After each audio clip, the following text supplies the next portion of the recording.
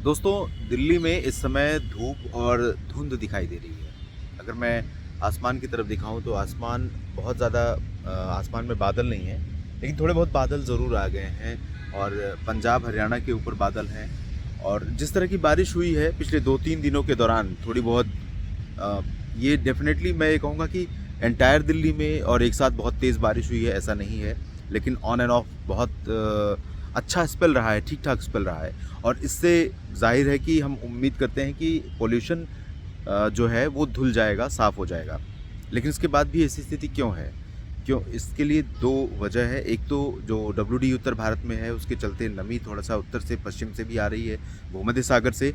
और दूसरा और बादल बन रहे हैं। दूसरी वजह है कि पूर्वी दिशा से बंगाल की खाड़ी से और दक्षिण से अरब सागर से कुछ हवाएँ उत्तर भारत के मैदानी इलाकों पर पहुँच रही थीं। और अब अरब सागर की हवाएँ आनी बंद हो गई हैं, लेकिन पूर्वी हवाएँ बंगाल की खाड़ी वाली पहुँच रही हैं। तो इन हवाओं के चलते आज इसी तरह से बादल बीच में और बीच में धूप दिखाई देते रहेंगे।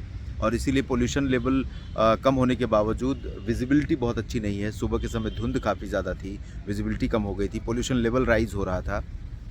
तो उसके लिए कारण यही है कि शुष्क हवाएँ जब चलेंगी तभी ये सब छँटेगा और तभी ये सब हटेगा और तभी बहुत ही खूबसूरत नज़ारा बनेगा और मौसम ठंडा होगा।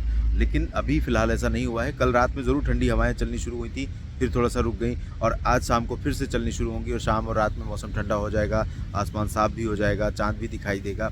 लेकिन अभी अगले 2-3 दिनों तक, 2 दिन तक कम से कम कल भी बादल इसी तरह से देखे जा सकते हैं बीच-बीच में।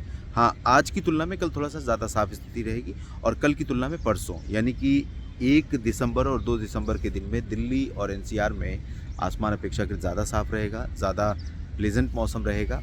और इस बीच तूफ़ान जो बन रहा है अरब सागर में, वो 1 और 2 दिसंबर के बीच में डेवलप हो सकता है और काफ़ी इंटेंस यानी काफ़ी प्रभावशाली तूफ़ान हो सकता है। अगर ये तूफ़ान बनता है तो भारत के कई राज्यों पर इसका असर पड़ेगा। भले ही भारत के ऊपर ये लैंडफ़ॉल ना करे, भले ही सीधे ये भारत के तटों से ना टकराए। ट्रैक को लेकर के अभी थोड़ा-सा असमंजस है, लेकिन मैं जल्दी ही क्लियर करूँगा, जल्दी ही ट्रैक का वीडियो बनाऊँगा, आपके लिए शेयर करूँगा। यानी रास्ता उसका किधर से जाएगा। अभी जो उसकी स्थिति है वो अंडमान व निकोबार द्वीप समूह के आसपास है, साउथ ईस्ट बंगाल की खाड़ी में, दक्षिण पूर्वी बंगाल की खाड़ी में है। धीरे-धीरे पश्चिमी दिशा में आगे बढ़ रहा है, उसके बाद थोड़ा-सा उत्तर-पश्चिमी दिशा होगी।